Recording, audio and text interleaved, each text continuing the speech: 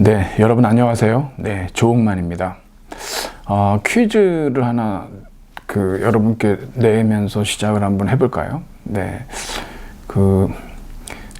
중증 명절 증후군의 주범이자 그 다음에 어떤 이 가부장제의 원흉으로 알려져 있는 사상이 있죠.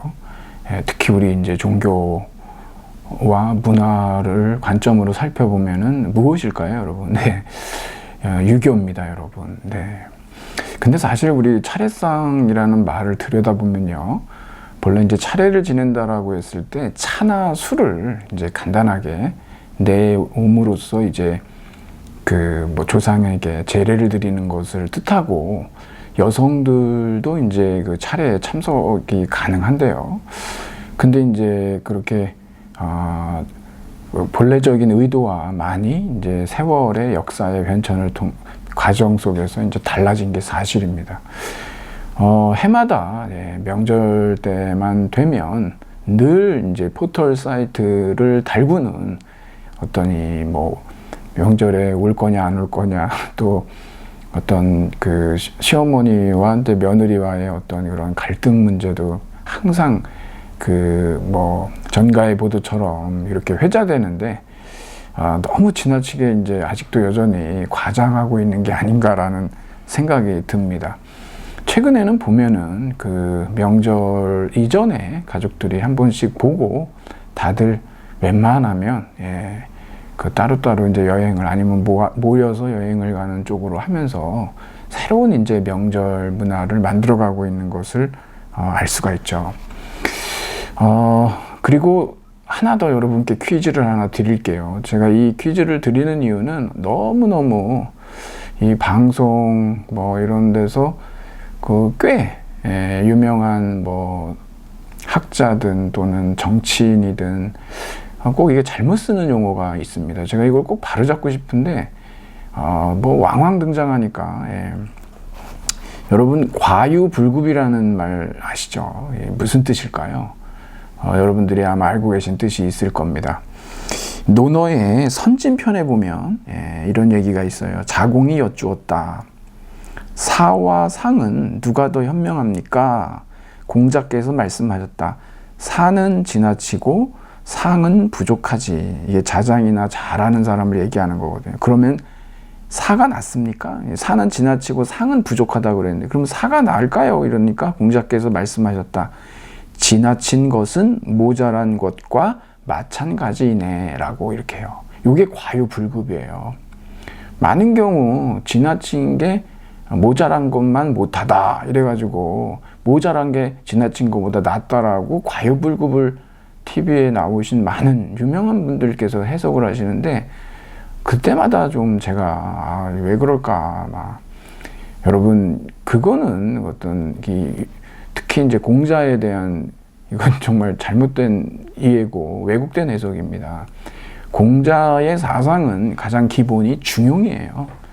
서양의 아리스토텔레스도 항상 얘기하는 게 중용이거든요. 여러분, 우리가 이제 중용의 덕으로서 대표적인 게 여러 가지가 있지만 용기라는 거 있잖아요. 용기가 부족하면 뭐 합니까? 비겁하죠. 그 다음에 용기가 지나치면 뭡니까? 무모한 겁니다. 그렇죠? 둘 다 나쁘죠. 비겁한 것도 나쁜 거고 무모한 것도 나쁜 겁니다. 그러니까 우리는 적절한 그러한 중용이 있잖아요. 용기라고 하는 거. 그러니까 여러분들도 과유불급 그러면 지나친 것은 모자란 것과 마찬가지네 라고 하는 이 공자의 선진편에 나오는 내용을 꼭 한번 여러분들이 좀 알아주십시오. 그리고 주변에 그렇게 잘못 쓰는 분들이 계시면 여러분들이 꼭 찾아보라고, 검색만 해도 나오거든요. 근데 또 거기에 대해서 이제 듣는 사람들도 맞아요 이렇게들 다 고개 끄덕이고 이러는 아나운서들도 많은데, 물론 난처한 상황이라 고쳐주기 뭐해서 그럴지 모르지만 이게 여러분들이 꼭 그렇게 좀 알아두셨으면 제가 오늘 이제 우리 유교인데요. 안내문을 보시면 인을 근본으로 유학을 받드는 동아시아의 종교 중에서 우리가 이제 유교에 대해서 살펴볼 겁니다. 여기 나와 있듯이 여러분, 교단이나 뭐 사원, 사제계급 같은 종교 조직 체계를 갖추고 있지 않습니다. 유교는요. 그리고 신개념이라든가, 이 뭐 궁극적 실제에 대해서는 얘기를 하는데, 이런 뭐 신개념, 뭐 내세관, 초월성 이런 게 상당히 약합니다.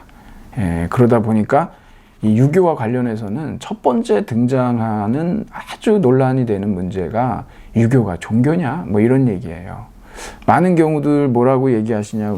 유교는 뭐 정치 철학 또는 뭐 사회적인 규범 뭐 이런 거지 무슨 종교냐? 근데 이거는 굉장히 편협하고 일방적인 주장입니다. 왜 그러냐면 이 유교에 대해서 우리가 면밀히 검토를 해보면 오늘 우리가 이제 뭐 상제신앙, 천사상 뭐 이런 것들을 통해서도 얘기가 되겠지만 결국은 뭐 모든 것이 인간에게 갖추어져 있거든요. 인간이 천인 합일사상이라고 그러죠. 천인 상관사상인데, 그래서 이제 유교에서는 그 삶의 나침반, 그러한 역할도 하고 또 초월적인 신념 체계가 존재합니다. 이게 여러분들 뭐 맹자의 뭐 회원직이라는 것도 있고요. 그 외에도 우리가 이제 그 어떤 뭐 성선설 얘기도 있고 뭐 인에 대한 얘기도 있고 이러는데, 이것들이 그 동아시아의 어떤 기본적인 공통 그 베이스가 있거든요. 요소들이. 그런 것들 우리가 살펴보다 보면 이게 좀 더 포괄적으로 들여다보면 유교의 이 어떤 종교적인 그 측면들을 우리가 간과할 수가 없게 된다는 겁니다. 이런 것들을 우리가 한번 살펴보려고 합니다. 125쪽으로 가보면은요, 거기 우리 이제 유불선, 우리 이제 다음에는 도교를 우리가 또 살펴보게 되겠지만, 이 동아시아 종교, 또 이 동아시아 사람들이 갖고 있는 매우 바람직한 그 종교적 태도가 있습니다. 뭐 타종교에 대해서 뭐 배타적이라든가 또는 굉장히 적대적으로 대하는 이런 것들은 사실상 상당히 이제 그리스도교에서 시작된 뭐 근본주의, 펀더멘털리즘의 영향인데요. 그 전까지만 해도 동아시아 사람들의 종교관이라는 것은, 이 태도는 유불선이 사실은 이제 우리 일상생활에 같이 녹아 있습니다. 그래서 여러분이 126쪽에 가보면 우리가 이제 인간관계라든가 아니면 사회생활 있지 않습니까? 특히 뭐 우리 관혼상제라고 하는 사례가 있는데, 보통 우리 뭐 결혼식이라든가 또는 어떤 장례식 같은 거 있죠. 또 뭐 명절 때 우리가 뭐 제사도 모시고 이러지만 또 뭐 기일도 있고 그렇죠. 이럴 때는 상당히 우리는 유교적인 관례를 따르는 경우들이 좀 종종 있고, 그리고 이제 철학적 사색, 그렇지 않습니까? 공즉 시색, 색즉 시공이라는 거. 정말 우리 한국 유교의 아주 기후학파의 태도였던 율곡 이희 선생도 한 1년 정도 이제 출가를 해서, 물론 이제 자기 어머니인 신사임당의 죽음이 가져다 준 그런 인생 무상 있지 않습니까? 결국 이게 애별리고의 이 고통 있잖아요. 다 떠나는구나라고 하는 거. 정말 그 헛헛한 마음을 이끌고 이제 잠시 이제 뭐 불교의 어떤 진리를 찾는 과정에서의 하나죠.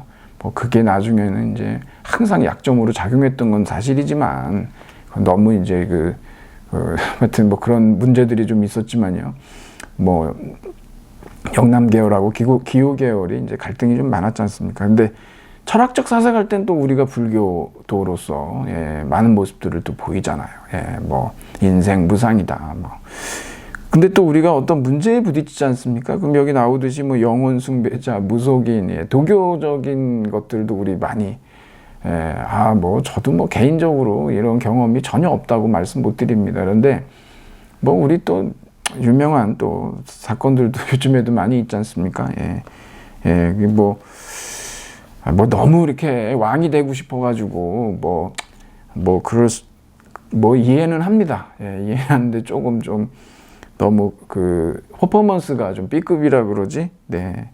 뭐 간절한 뭘 못하겠습니까? 뭐 이마에다도 쓰면 쓸 수 있겠죠. 근데 하여튼 제가 여러분에게 좀 이걸 통해서 말씀드리고 싶은 거는 우리 동아시아 사람들이 어떤 유불선에 대해서 갖고 있는 그 생각들이 사실 우리가 되게 혼재되어 있다는 얘기죠. 예.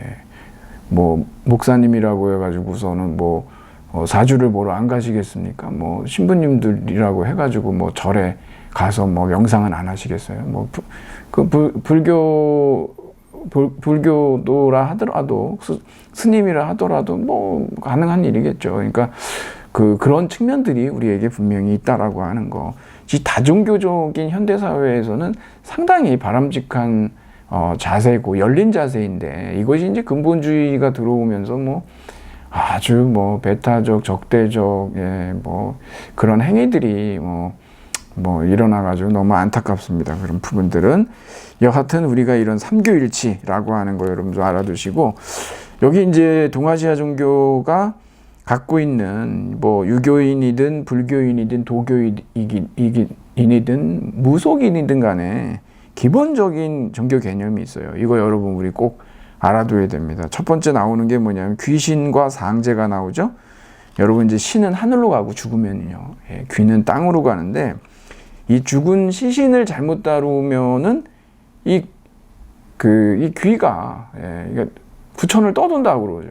그러다 어디 붙으면 그 사람이 병도 들고 정신도 이상해지고 막 이런다라고 하지 않습니까? 뭐 부닥거리를 해야 된다 막 이러고 그러는데 그래서 우리에게는 이런 그래서 이제 이 죽은 사람을 보내는 이런 의식, 시신 처리의 문제라든가 이런 것들이 매우 이제 중요하게 다가오는 이유가 그렇다는 것이죠. 그리고 이 신은 하늘로 가서 이제 조상신이 됩니다. 조상신.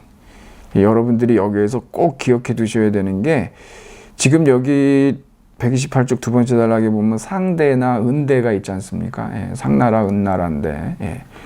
은나라를 낮춰서 이제 상나라라고 이렇게 불렀었죠. 그래서 상인, 은인데, 가장 위대한 조상신을 이제 부속신으로 모셨는데, 이걸 상제라고 했다 그러는데, 자신의 조상신 중에서 가장 권위 있는 신을 상제라고도 하고, 다른 부족들을 통틀어서 그 부족들 신 중에서 가장 권위 있는 존재를 상제라고도 했습니다.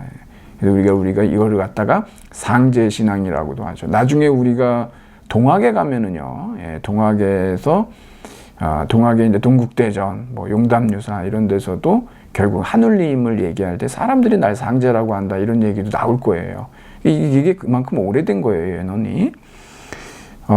자연현상뿐만 아니라 인간의 이제 생사화복도 다 주관한다라고 했던 것이죠.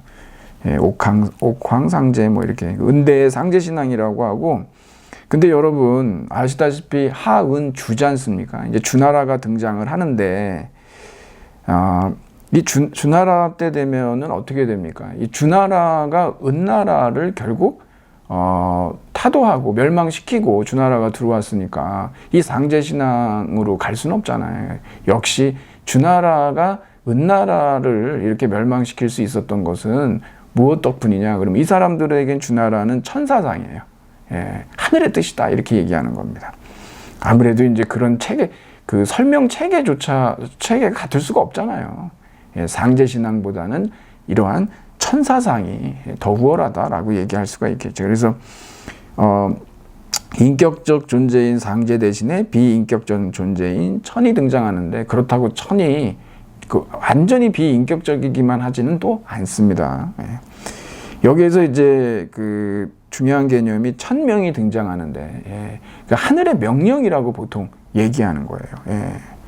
그래서 이거 굉장히 중요한 것이죠. 그래서 이제 천자라고 하는 사람은 바로 이 천명을 받은 사람이고, 여기 여러분 밑에서 한 5번 줄에 올라가 보면 여기 지금 뭐 전염병 같은 거 지금 옛날 같았으면은 지금 뭐 이 천자를 바꿔야 되는 상황이에요. 이 팬데믹 이렇게 됐을 때는 이거 다 이게 덕이 없어서 그러는 거거든요. 예.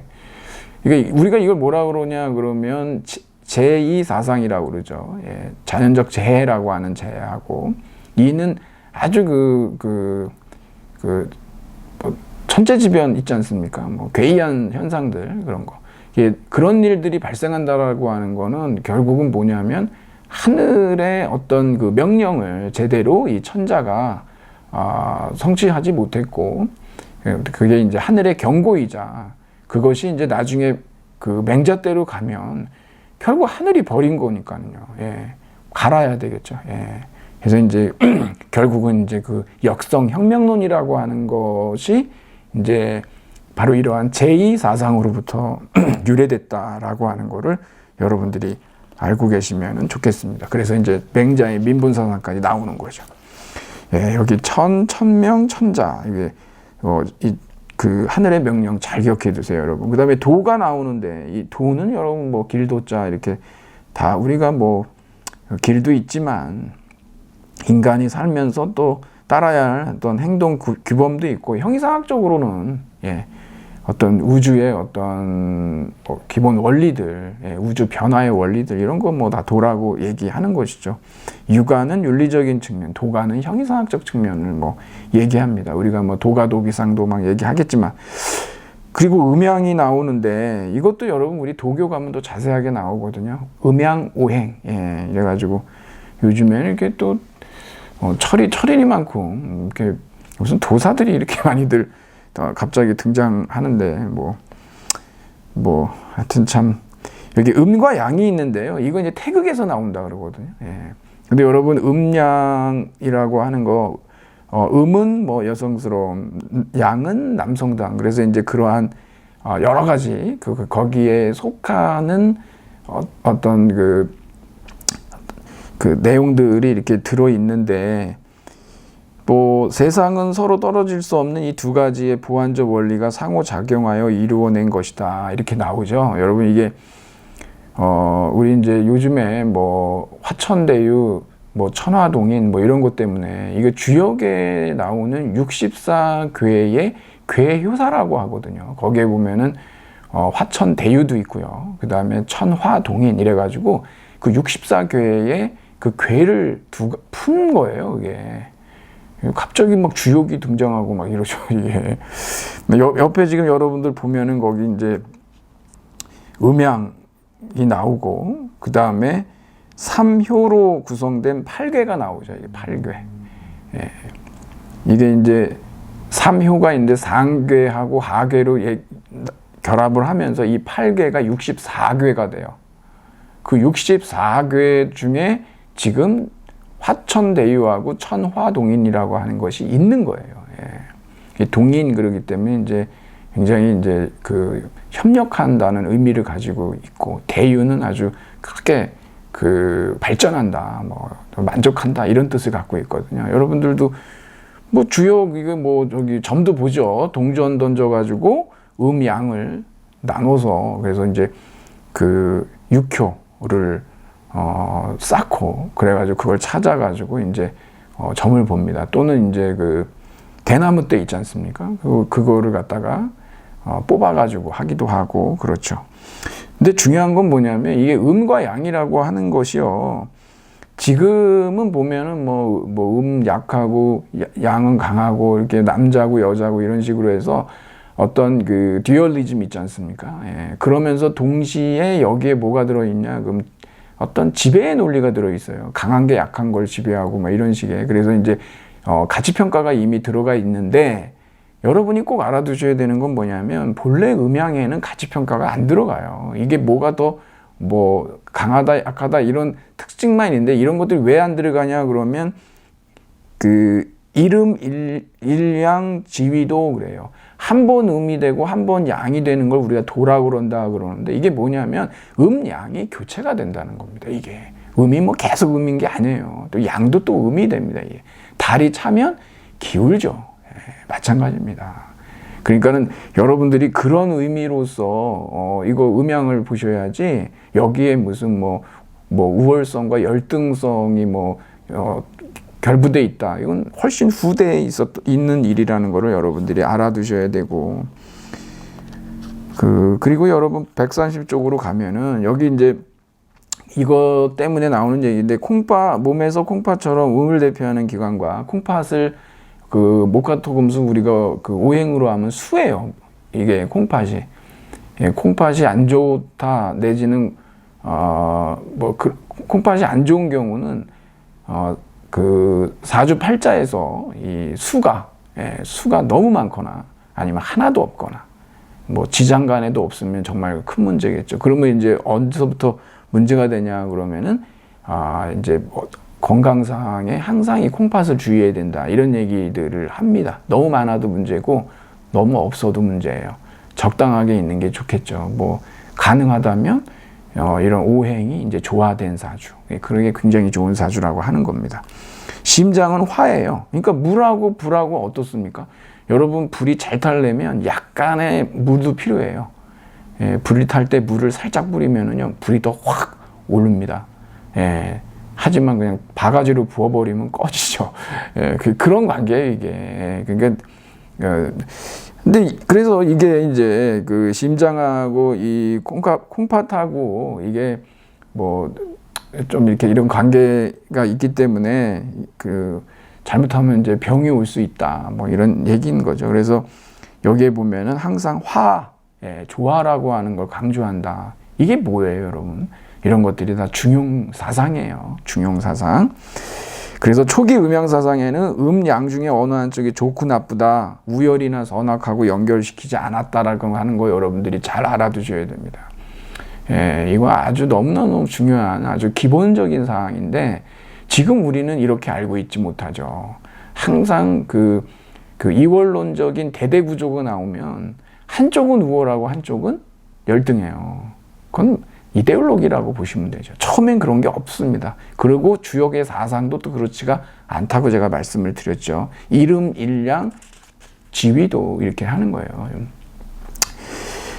자, 그 다음에 이제 복점이 나오네요. 예, 여기 보면은 이렇게 상대에 와서 이 각골 문자 여러분들 많이 아실 겁니다. 뭐 우리도 뭐 여러분들 하도 답답하면 뭐 정보로 뭐 가지 않습니까? 또 대부분 이제 뭐 연초되면은 뭐 아주 뭐 인터넷으로도 보고 뭐 전화로도 보고 직접 가기도 하고 그러는데 여러분들이 이제 어머니께서 전 보고 왔다고 그러면은 여러분들이 아이고 엄마 그 미신을 왜 엄마 그런 걸 보러 다니세요? 지금 시대가 어느 때인데 그러면서 나는 뭐래? 이러신 적 있으시죠, 여러분? 예. 우린 약하니까. 예. 예. 너무 이렇게 뭐라고 하지 마시고 일종의 이렇게 그 어떤 인생 상담 뭐 그런 차원에서 다들 답답할 때 뭐 가서 얘기 나누고 누가 안 들어주잖아요, 잘. 이제 돈을 지불하니까 그래도 관심 있게 들어주지 않습니까? 근데 뭐 이렇게 이렇게 뭐 하라고 그러면 그건 문제지만 해도 그냥 그렇게 얘기하고 얘기 듣고 오면은 좀 마음이 좀 편해지죠. 뭐 그런 차원에서 보면은 그리고 여러분 여기 주역이 나오네요. 예. 지금 제가 말씀드린 화천대유하고 천화동인 덕분에 갑자기 이제 주역이 정치판에 이렇게 들어왔습니다. 여러분 주역은 우리가 여기 지금 보통 이경 그러는데 이게 역경이라고 해요. 바꿀 역자예요. 체인지. 이게 바로 변화의 책이라고 이렇게 나와 있는 이유가 그겁니다. 주역에서 얘기하는 거는요, 한마디로 변화예요. 변화의 책입니다. 항상 변해요, 여러분. 그러니까 뭐 정점에 있으면 이제 내려갈 길밖에 없다는 거고. 그래서 이제 이러한 우주 변화의 원리를 파악해서 그 변화에 어떻게 적응해 나갈 것이냐라고 하는 거, 그런 차원에서 이제 우리가 접근해 볼 수가 있는 것이죠. 그래서 여기 보면 음양 이렇게 태극에서 음양이 나오고 음양을 놓으면 이제 8괴가 되지 않습니까? 건공감리 뭐 이런 식으로. 그 다음에 64괴가 나오고 그 중에 두 가지가 제가 말씀드린 대로 이제 화천대유, 천화동인이라고 그랬죠. 여기 이제 이 주역에 12기라고 있는데 이것을 이제 그 공자가 저술했다라고 보통은 얘기를 합니다. 주역 전부를 공자가 썼다라고 하진 않고요. 여러분도 한번 시간이 되시면 이거 한번 찾아보세요. 64개의 괴요사를 여러분들이 읽어보시는 것도 뭐 덕분에 여러분은 뭐 공부도 하실 수 있는 거죠. 그리고 여기 지금 효와 조상 숭배가 있는데 효의 근본 이거 저기 공자도 결국 3년상을 하거든요. 예, 어머니가 돌아가셨을 때 3년상을 하는데, 육체적으로 부모를 편안하게 모시고 나를 부모의 연장이라고 해서 뭐 신체 발부 수지부모 불감 회상이 효지 시하라 그러지 않습니까? 예. 그리고 또 자식을 또 낳아드려야 되고 뭐 이런 거. 예. 그러다 보니까 이제 뭐 지금은 이제 출생률이라고 아주 좋은 말로 바꿨습니다만, 출산율 얘기할 때마다 뭐 상당히 이게 어떤 그 성균관의 유림 쪽에서는 이제 뭐 그런 비슷한 얘기 하죠. 여자들이 너무 이기적이다 뭐 이런 식으로도 말하는 사람들도 있는데, 그거는 좀 생각해 보시면 그렇게 말하기가 어려운 부분들이 너무 많은데, 예. 근데 이렇게 이제 그 유가 쪽에서 얘기를 하자면 이것도 불효다 이렇게 얘기가 되는 거란 말이에요. 예.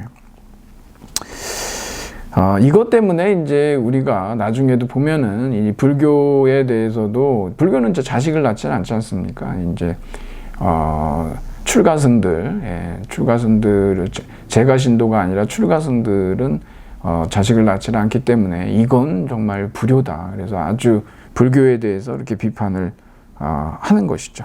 그러니까 여러분들이 이 정도를 이제 좀 알아두시고, 우리가 어떤 얘기를 하든지 간에 이런 것들이 기본으로 논의된다라고 하는 걸 좀 알아두시고, 여러분 우리 과제에 보면은 선진육아라고 있어요. 이게 도대체 선진육아가 무슨 뜻일까? 이건 여러분 우리가 이제 송대에 가면은 진짜 이제 유교가 이제 꽃을 피웁니다. 그래서 이제 신유학이라고 그때 가서 얘기하는데, 그것하고 구분하려고 그러는 거예요. 이게 선진육아는 뭘 얘기하냐 그러면은, 춘추 전국시대 때 제자백가의 제자백가들이 많이 있지 않습니까? 그 중에 하나로 이제 성립된 초기 형태의 육아를 갖다가, 유교 사상을 갖다가 우리가 선진육아라고 얘기를 합니다. 그래서 한대 이후 특히 이제 송대에 가서 아주 유교가 이제 엄청난 발전을 하는데, 그것하고 우리가 구별하기 위해서 이렇게 선진육아라고 하는 겁니다. 춘추전국 시대의 제자백가 중에서 하나로 성립한 유교 사상의 초기 형태다라고 하는 거. 여러분들이 동양 철학 하시는 분한테도 뭐 선진육아 이렇게 얘기하면 그분들이 깜짝 놀라실 거예요. 왜냐면 그거 어떻게 아시냐, 뭐 이런 용어들이 있는 거죠. 그러니까 우리가 보통 선진육아라고 했을 때는 뭐 춘추 시대의 공자, 그다음에 전국 시대의 맹자, 뭐 순자, 뭐 그렇게 이제 하나의 도통이 이렇게 내려간다라고 여러분들이 보시면 되겠습니다. 그래서 우리가 이제 공자부터 우리가 좀 살펴봐야 되는데, 여러분들이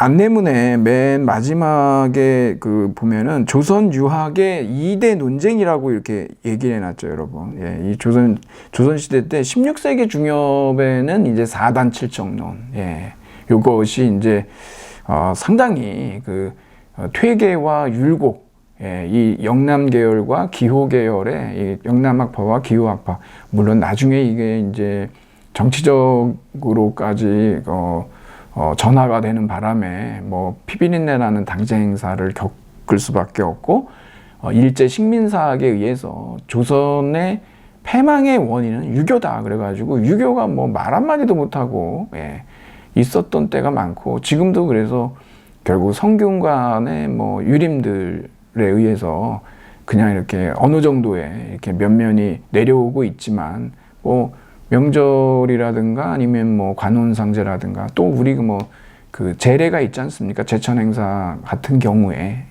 그런 경우에 이제 조금 우리가 접할 수가 있는데, 그만큼 이제 논란이 됐던 게 사단친정론하고 인물성 동의론이라고 하는 게 있습니다. 그러니까 인간과 동물의 어떤 본성이라고 하는 게 같냐 다르냐라고 하는 건데, 하여튼 굉장히 이제 이상적으로 접근하는 그러한 입장들도 있었고, 이걸 호란 논쟁이라고도 하거든요. 뭐 충청도와 경기도에 있었던 그러한 학자들이 대부분 어떻게 논의하다 보니까 이런 논쟁을 하게 돼서 그러는데, 여러분들이 조선유학의 2대 논쟁, 4당 7정론과 그것이 발전된 인물성 동의론, 요거 이제 여러분들이 한번 기억을 좀 해두세요. 매우 중요한 태제입니다. 그러면 2부에서 뵙도록 하겠습니다.